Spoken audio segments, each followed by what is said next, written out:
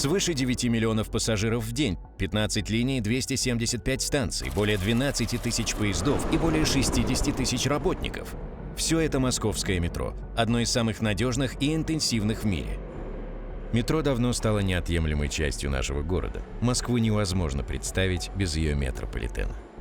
На вопрос, где ты живешь, москвич назовет станцию метро, а не район и не улицу. Я живу на станции метро Китай-город. Я живу на метро Баррикадная. Это метро Нижегородская. Кропоткинская. Смоленская. Бабушкинская. Аэропорт. В метро мы назначаем свидания, слушаем музыку, читаем книги, делаем селфи и даже смотрим все вместе футбол.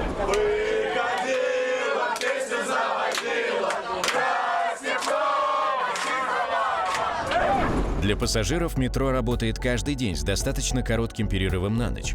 В московском метро нет пробок, ходит множество новых поездов с кондиционерами и телевизорами, мощными темпами строятся новые линии и станции. Но так было не всегда.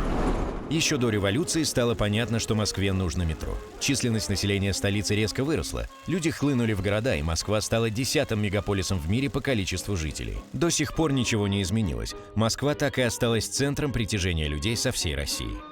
Уехать в Москву, продать дом, покончить все здесь и в Москву.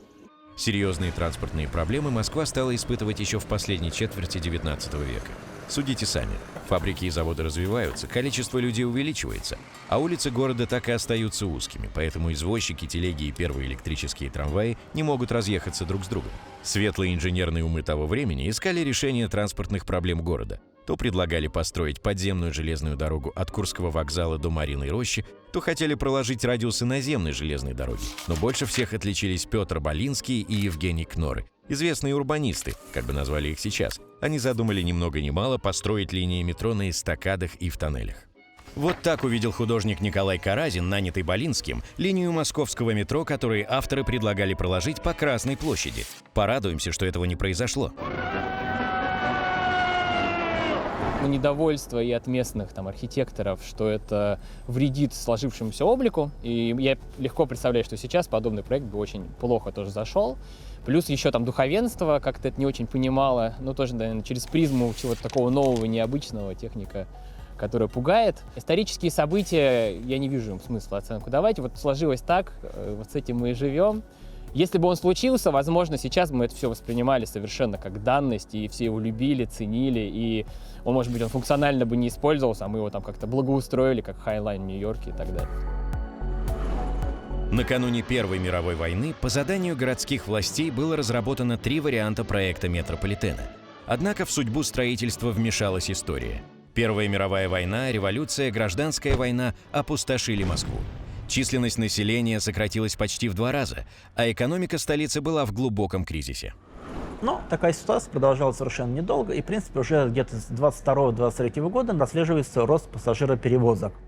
И тогдашние основные средства для перевозки — это был трамвай, естественно, и повозка. 6 января 1931 года произошел настоящий транспортный коллапс. Начался сильный снегопад, и город встал в одной гигантской пробке. В начале 30-х годов население города было около 3 миллионов человек. Больше откладывать строительство метро было нельзя.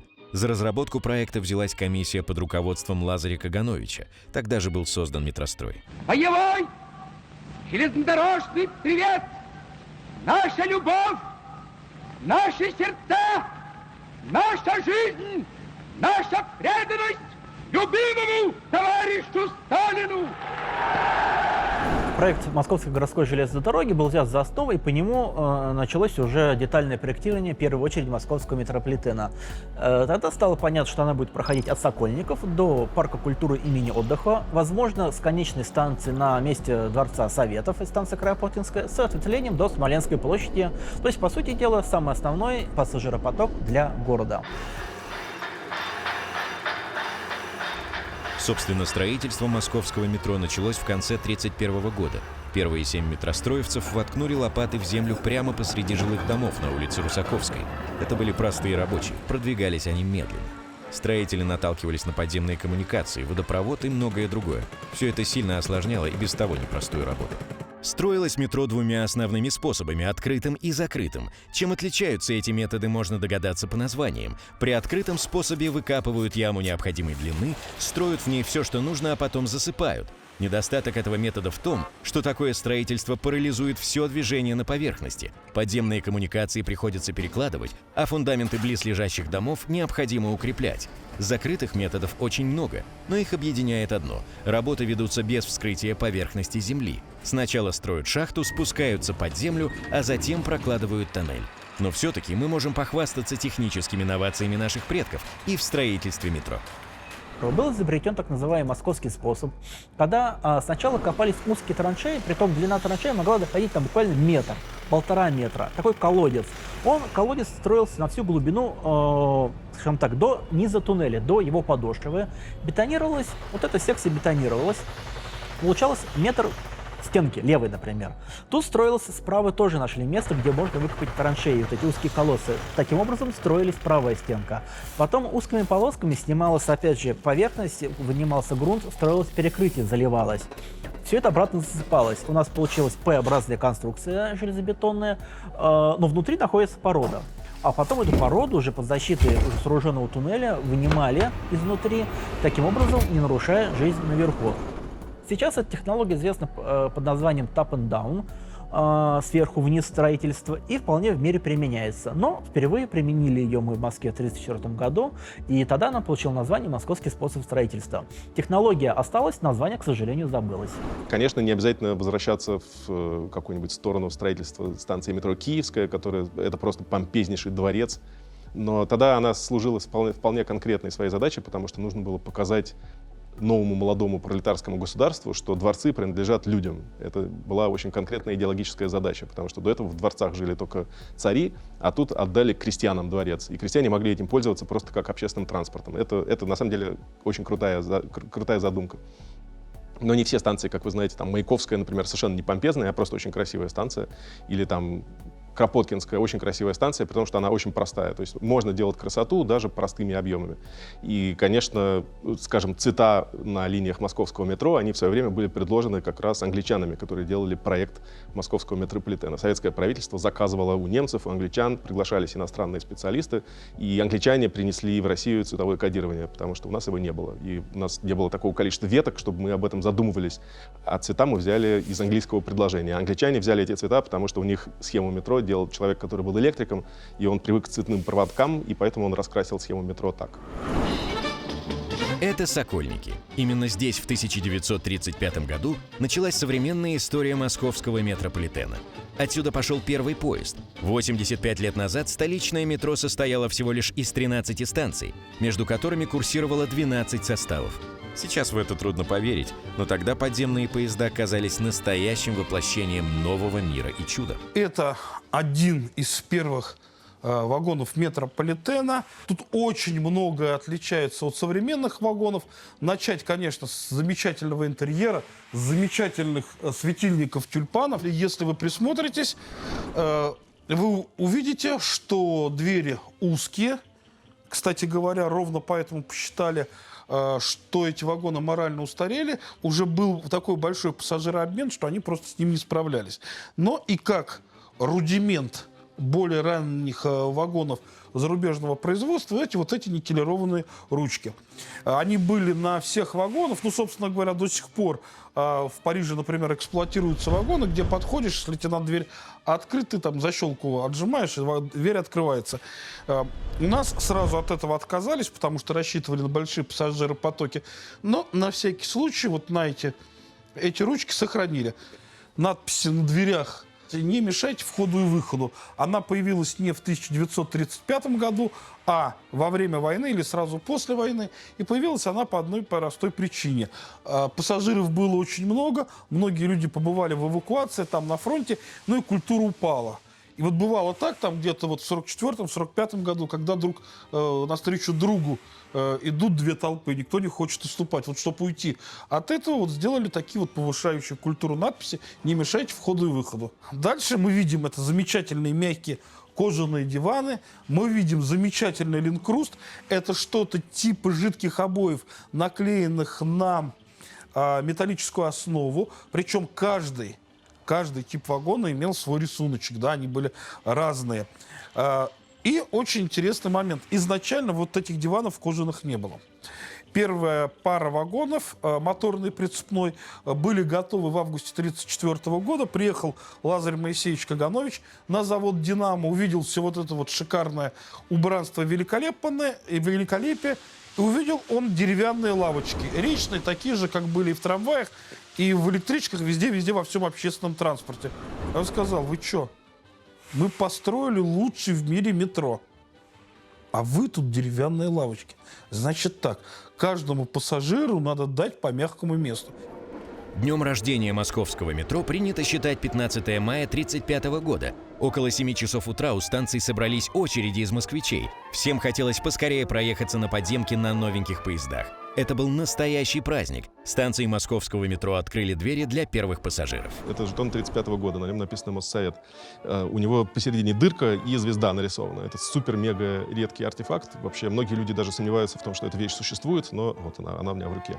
Дело в том, что когда в Москве открывали первые станции метро, в газетных публикациях писали, что вот уже товарищ Каганович уже протестировал первый турникет, вот они уже стоят на станции метро «Чистые пруды», все хорошо, но когда метро открылось 15 мая 1935 года, никаких турникетов не было.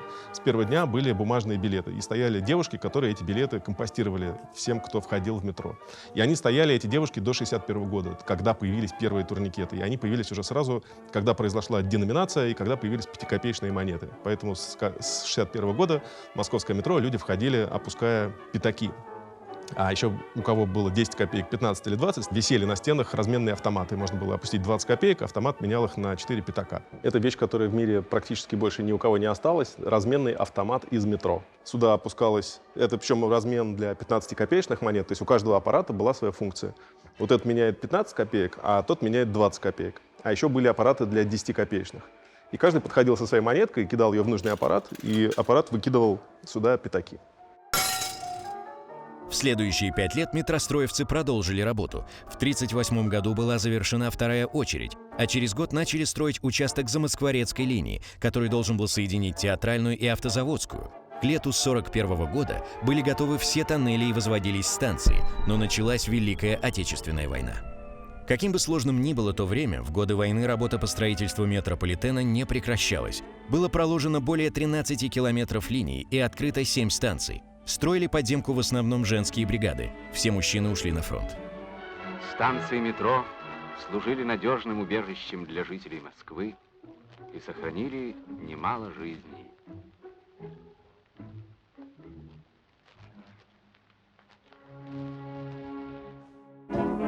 Во второй половине 20 века в московской подземке ежегодно появляются новые станции, так же, как и сам город обрастает новыми районами.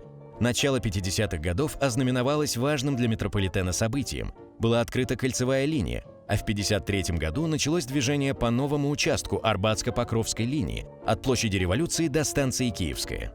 Метро выходит на поверхность, открыто движение по участку Филевской линии до станции Фили. В 50-х годах названия станций стали объявлять для пассажиров.